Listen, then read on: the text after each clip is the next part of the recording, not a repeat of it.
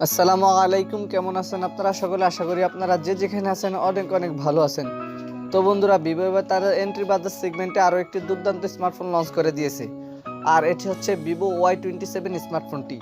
প্রথমত যদি ফোনটির হাইলাইটেড বিষয় নিয়ে কথা বলি, তাহলে লো বাজেট সেগমেন্টে এই ফোনটিতে ব্যবহার করা হয়েছে চমৎকার সুন্দর ডিজাইন, 50 মেগাপিক্সেলের ক্যামেরা, একই সাথে থাকছে সুবিশাল মাপের একটি ব্যাটারি। তো আজকের ভিডিওতে আপনাদেরকে জানাবো এই ফোনটির ফুল স্পেসিফিকেশন এন্ড সেই সাথে জানাবো ফোনটির প্রাইস এবং এর লঞ্চিং ডেট নিয়ে। আর ভিডিওটি কন্টিনিউ করলে আপনারা আরো জানতে পারবেন বাজেট রেঞ্জে ফোনটিকে আমাদের জন্য ভ্যালু ফর মানি প্রোভাইড করছে নাকি এই বাজেটে মার্কেটে আরো কোনো সেরা স্মার্টফোন বর্তমানে আছে। এই সকল প্রশ্নগুলোর উত্তর থাকবে আজকের এই ভিডিওতে, সুতরাং আমি আশা করব আপনারা ভিডিওটি স্কিপ না করে পুরো ভিডিওটি মনোযোগ সহকারে দেখবেন। তো চলুন কথা না বাড়িয়ে মূল ভিডিওতে যাওয়া যাক।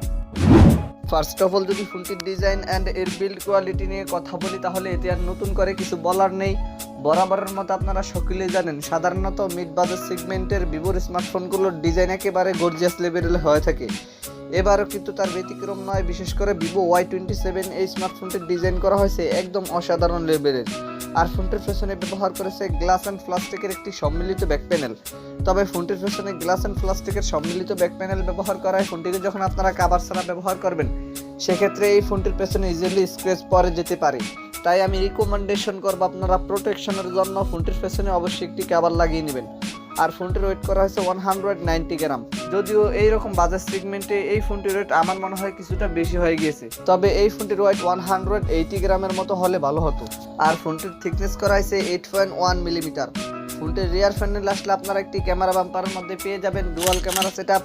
একই সাথে ফোনটির ফ্রন্ট ফারে আসলে ফুল ভিউ ডিসপ্লের মাঝখানে থাকছে একটি you shape north camera setup. যদিও আমরা বর্তমান মার্কেটে দাঁড়িয়ে 2023 সালে এরকম বাজেট সেগমেন্টে কোনো স্মার্টফোন থেকেই নর্থ ক্যামেরা সেটআপ আশা করতে পারি না, তবুও এই ফোনটিতে কিন্তু নর্থ ক্যামেরা ব্যবহার করা হয়েছে। তবে বাজেট সেগমেন্টে এই ফোনটিতে যদি একটি ফানসুল কাটআউট ব্যবহার করা হতো, তাহলে কিন্তু নিঃসন্দেহে এই ফোনটি আমাদের জন্য বাজেট সেগমেন্টে কিছুটা ভ্যালু ফর মানি প্রোভাইড করতো।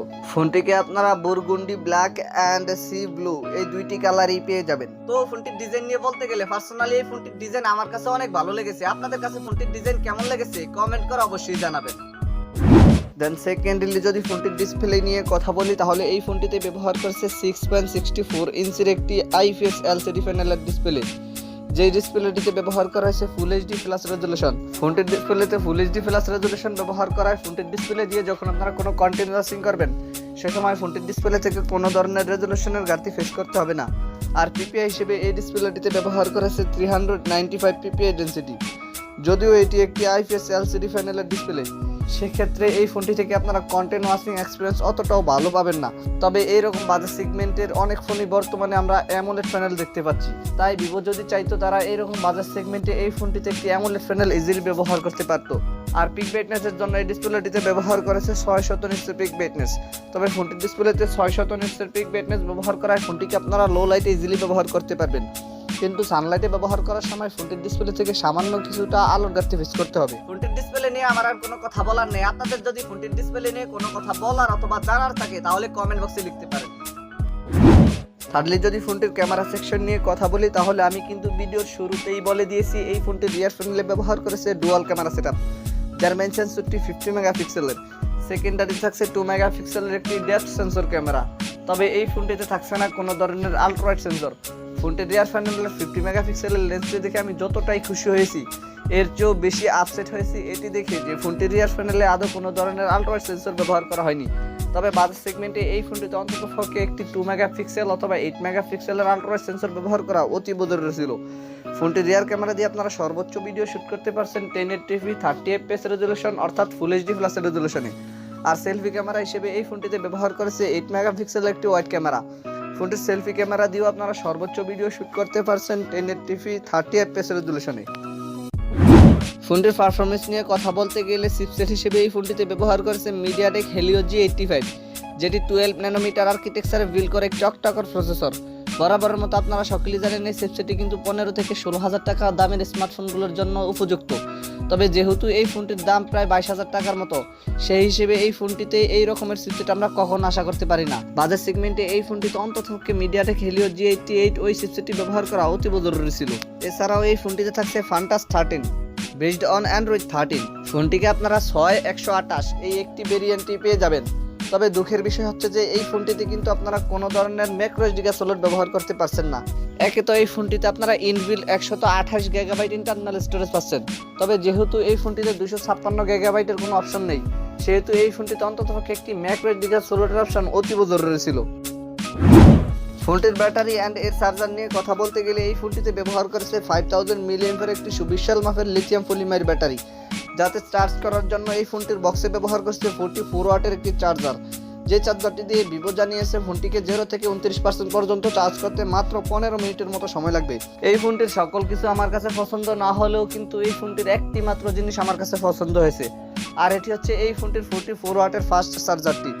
যদিও আমরা বিগত দিনে ভিভোর এই সকল স্মার্টফোনগুলোতে মাত্র 18 ওয়াটের মতো ফাস্ট চার্জার দেখতে পেয়েছি, কিন্তু ভিভো তাদের এই ফোনটির ক্ষেত্রে একটু ব্যতিক্রম ব্যবহার করার চেষ্টা করেছে। তাই আমরা বলতে পারি ভিভো এই জায়গায় চার্জারের দিক দিয়ে একটু ইমপ্রুভ করার চেষ্টা করেছে। এছাড়া সিকিউরিটি হিসেবে ফোনটিতে থাকছে সাইড মাউন্টেড ফিঙ্গারপ্রিন্ট, আর ফিচার হিসেবে এই ফোনটিতে আপনার USB Type-C 3.5mm audio Jack, Bluetooth, wifi সহকারে প্রায় সকল ধরনের ফিচারই পেয়ে যাচ্ছেন। তবে এই ফোনটি থেকে আপনারা NFC ফিচারটি পাচ্ছেন না। ফোনটির প্রাইস নিয়ে কথা বলতে গেলে ইন্ডিয়ান মার্কেটে এই ফোনটির প্রাইস নির্ধারণ করা হয়েছে 14,949 রুপি, অর্থাৎ 14,500 রুপির মতো।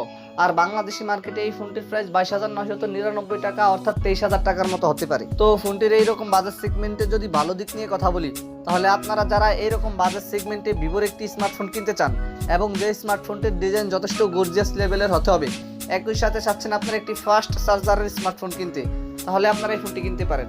আর যদি আপনাদের প্রায়োরিটি হয়ে থাকে ফোনটির পারফরমেন্স, ক্যামেরা এবং সকল কিছু, তাহলে আপনাদের জন্য আদার অপশন থাকতে পারে, কারণ এই ফোনটিতে আমরা অতটাও ভালো মানের কোনো চিপসেট পাচ্ছি না, যার ফলে ফোনটি থেকে এক তো আমরা কোনো ধরনের গেমিং পারফরমেন্স পাচ্ছি না, একও ফোনটির ক্যামেরাতে কোনো ধরনের আল্ট্রা সেন্সর ব্যবহার করা হয়নি।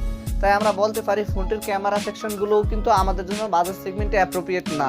তবে এই ফোনটি আমাদের জন্য ভ্যালু ফর মানি হতে পারতো যদি ফোনটির প্রায় 16 থেকে 17,000 টাকার মধ্যে হতো। তো এই ছিল আমাদের আজকের ভিডিও। আশা করি আপনাদেরকে এই ফোনটি সম্পর্কে মোটামুটি একটি ভালো ধারণা দিতে পেরেছি। এরপরে যদি আপনাদের কোনো সমস্যা থেকে থাকে তাহলে কমেন্ট বক্সে জানাতে পারেন, আমি চেষ্টা করবো আপনাদের কমেন্টে রিপ্লাই দেওয়ার জন্য। আর যদি মনে হয় ভিডিওটি থেকে একটু উপকৃত হয়েছেন, তাহলে ভিডিওটিতে একটি লাইক দিয়ে দিবেন, ভিডিওটি বন্ধুদের মাঝে শেয়ার করে দিবেন। Anyway, thank you so much for watching this video. দেখা হচ্ছে খুব শীঘ্রই নতুন কোনো ভিডিওতে নতুন কিছু নিয়ে। চিলড্রেন টেক কেয়ার, আসসালামু আলাইকুম।